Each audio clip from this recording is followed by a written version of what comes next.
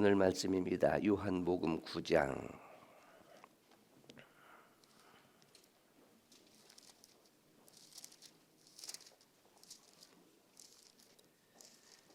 요한복음 9장 1절로 7절까지의 말씀입니다.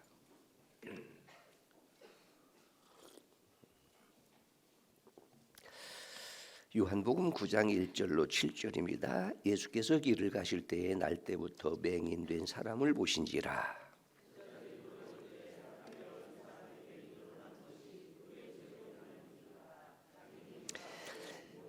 예수께서 대답하시되 이 사람이나 그 부모의 죄로 인한 것이 아니라 그에게서 하나님이 하시는 일을 나타내고자 하심이라.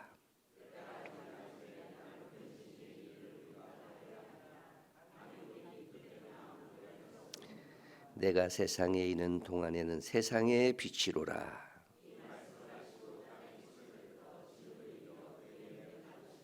이르시되 실로암 못에 가서 씻으라 하시니 실로암은 번역하면 보냄을 받았다는 뜻이라. 이에 가서 씻고 밝은 눈으로 왔더라.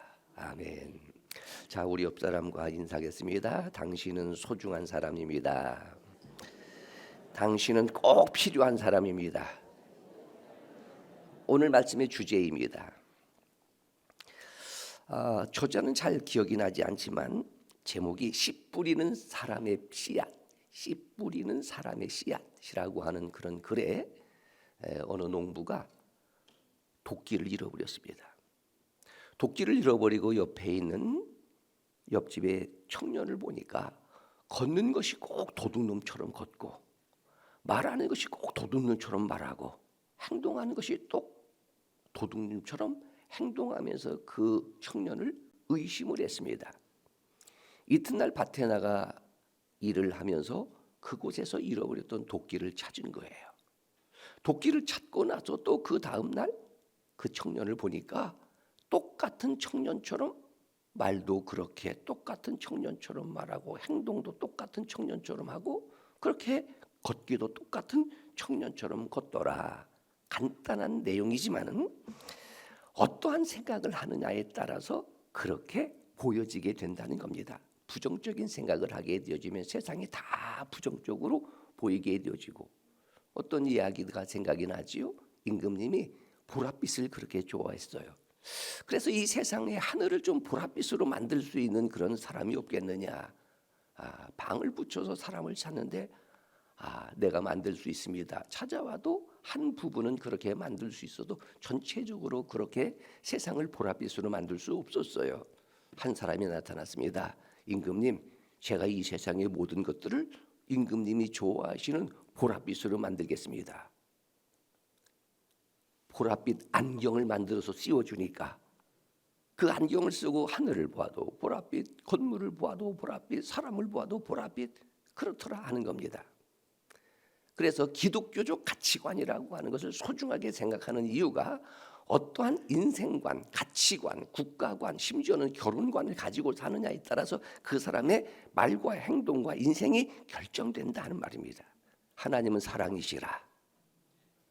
사랑의 속성, 고린도전서 13장에 보니까 사랑은 온유하고 시기하지 아니하고 질투하지 아니하고 심지어는 모든 허물을 덮어주고 사랑의 눈으로 보게 되어지면 오늘 말씀의 내용들입니다.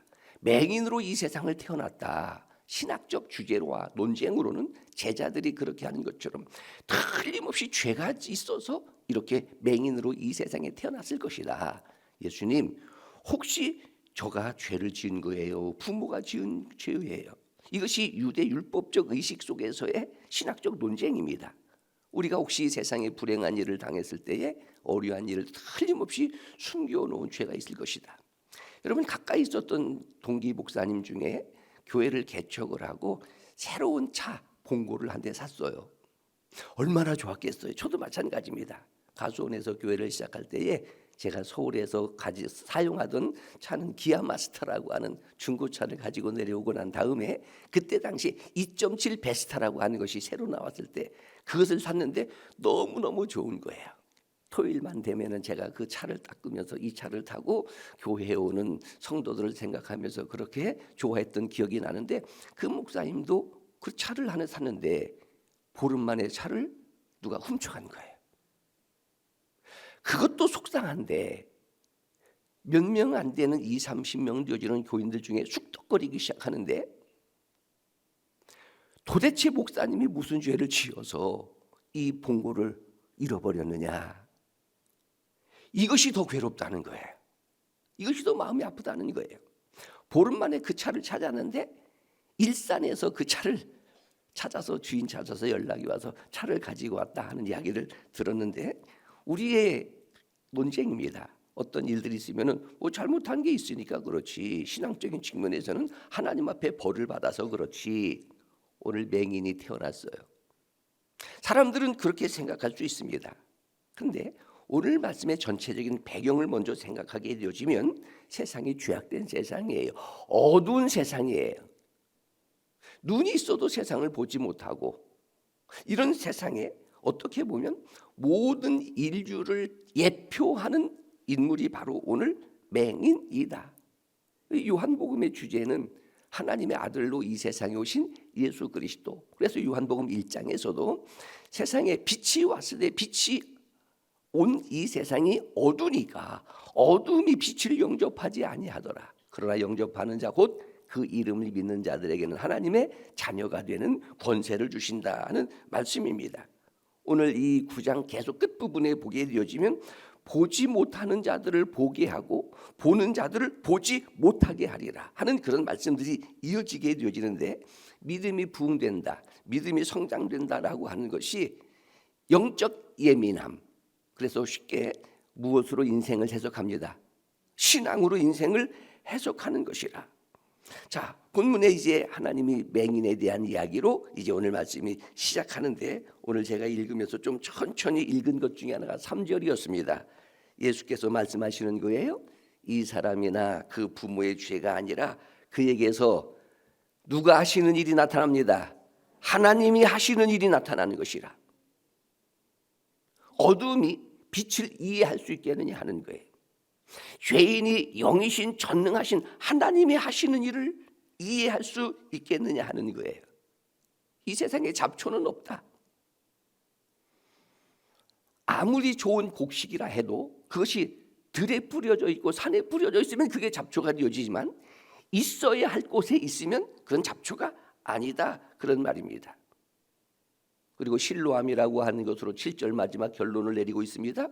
보냄을 받았다라고 하는 그런 뜻을 갖고 있는 실로암, 예수 그리스도, 하나님께서 어두운 세상에, 오늘 봉독한 말씀에서도 나는 어두운 이 세상의 빛이라, 빛으로 하나님이 예수 그리스도를 이 세상에 보내셨다, 실로암의 상징적 표현이 바로 오늘 봉독한 말씀의 내용이 되어지는 거예요.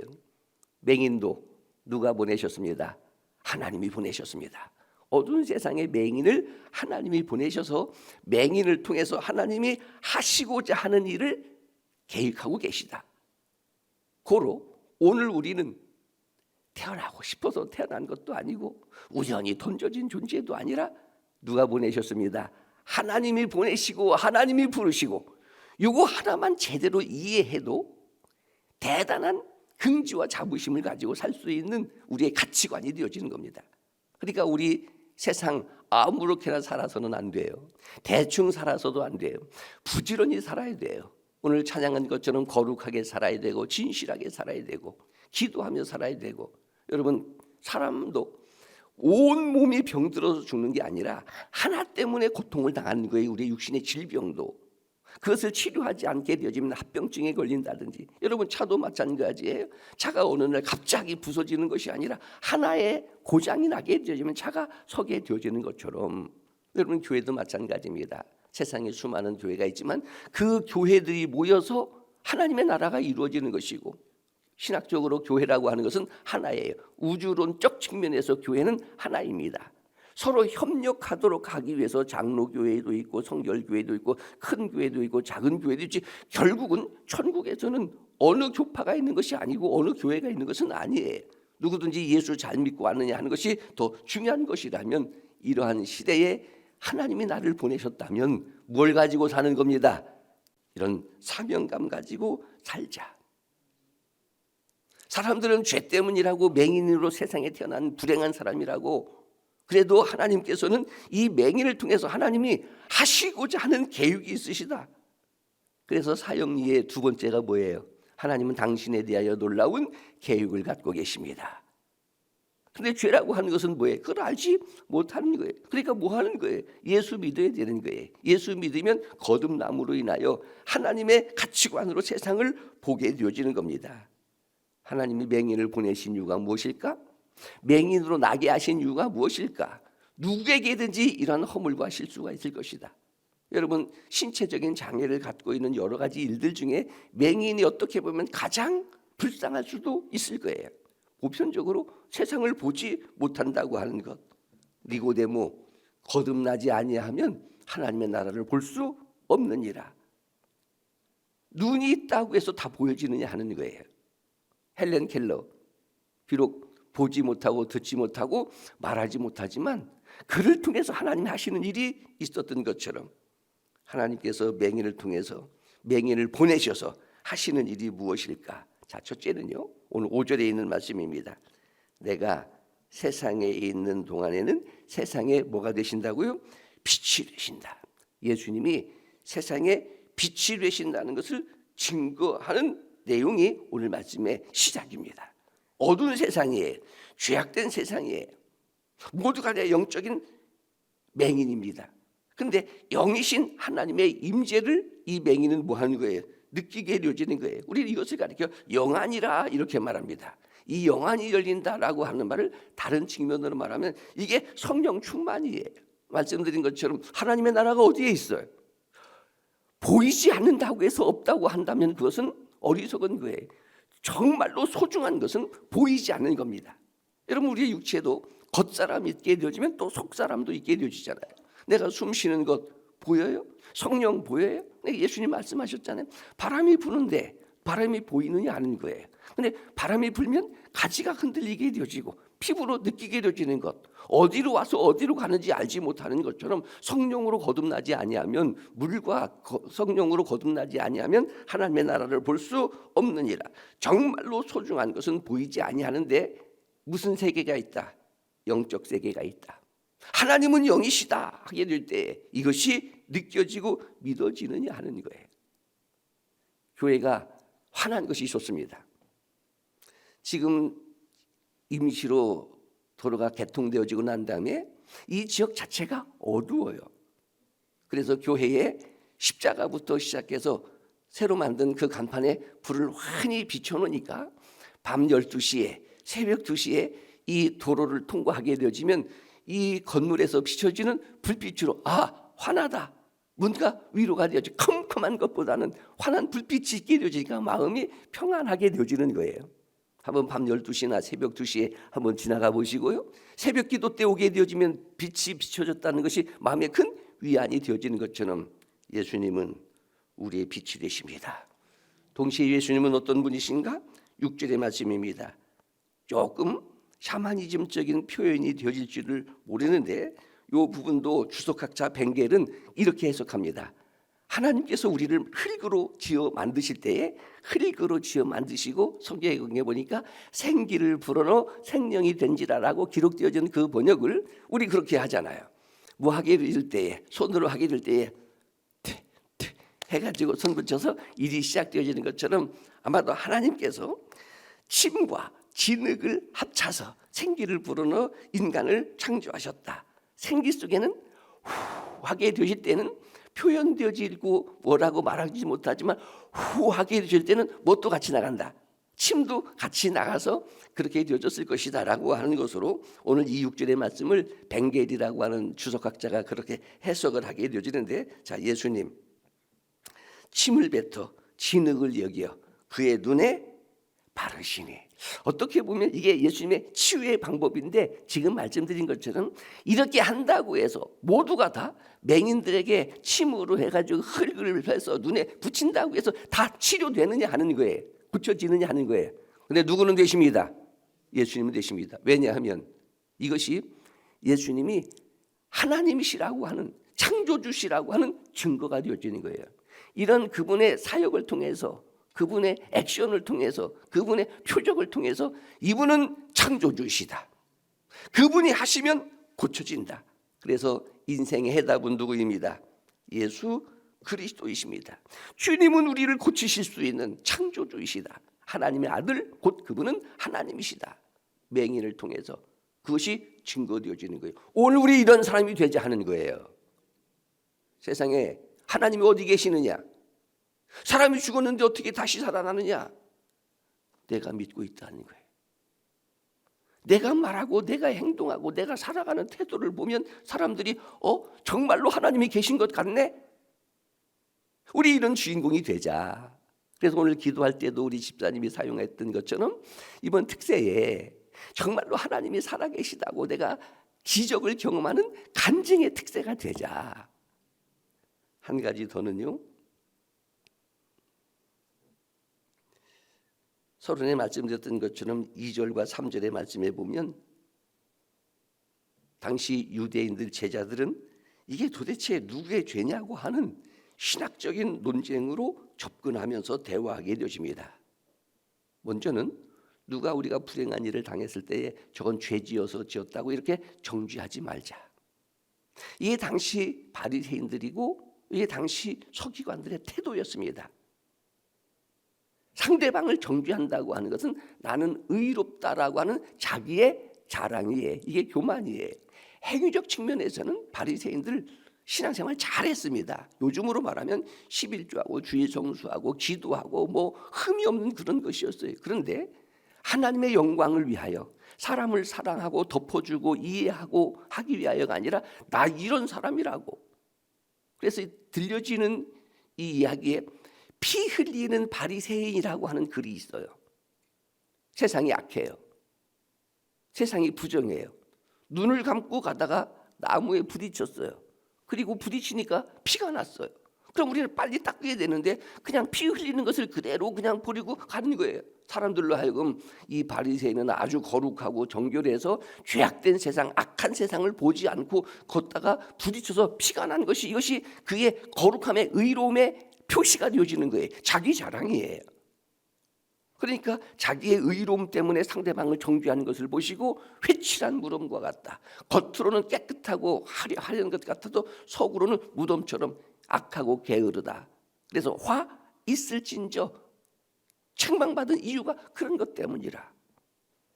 오늘 우리의 의의는 율법에서 예수 그리스도로 인하여 복음으로 예수 믿게 되어진 우리는, 그러니까 교회 이름이 너무너무 좋은 거예요. 먹든지 마시든지 무엇을 하든지 하나님의 영광을 위하여. 만물이 주에게서 나오고 주로 말미암고 주에게로 돌아가니 세세토록 우리는 누구의 영광을 위하여? 하나님의 영광을 위하여. 잘 되어야 하는 이유, 건강해야 하는 이유, 심지어는 예배 잘 드려야 하는 이유, 하나님의 영광을 위하여. 오늘 봉독한 말씀 3절에 예수께서 대답하시되 이 사람이나 그 부모의 죄가 아니라 그에게서 하나님이 하시는 일이 나타내오자. 즉 하나님의 계획이 있다. 나에게 대한 하나님의 계획이 무엇일까? 나에게 향한 하나님의 의도가 무엇일까? 오늘 봉독한 말씀도 마찬가지입니다. 1절의 말씀에 보면 이 맹인을 예수님이 먼저 보시는 거예요.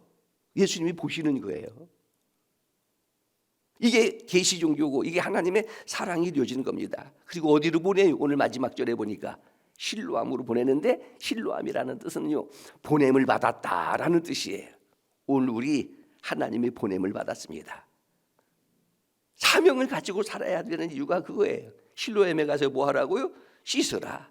예수 그리스도의, 이때 당시에 예수 그리스도의 실존적 존재의 상징이 실로암, 보냄을 받았다. 인류의 구원을 위하여, 죄 용서를 위하여, 오늘 말씀에 보면 치유를 위하여 하나님의 보냄을 받은 예수 그리스도. 동시에 예수 그리스도는 우리의 창조주가 되십니다. 구세주가 되십니다. 죄 용서해 주시는 메시아가 되십니다라는 예수 그리스도를 증거하는 표적이 되어지는 인물이 맹인이 되어졌다. 오늘 우리가 예수님을 증거하는, 예수님은 우리의 구세주이십니다. 예수님은 창조주이십니다. 예수님이 우리의 죄를 대속하시려고 십자가에 못 박혀 죽으셨습니다. 예수 그리스도의 증인이 되어지는 이번 사순절 특세를 통해서 우리의 믿음도 부흥되어지고 또 예수님의 십자가의 대속의 사건의 증인이 되어지는 이번 특세 여러분의 믿음이 될 수 있기를 바랍니다. 기도하겠습니다. 하나님 아버지,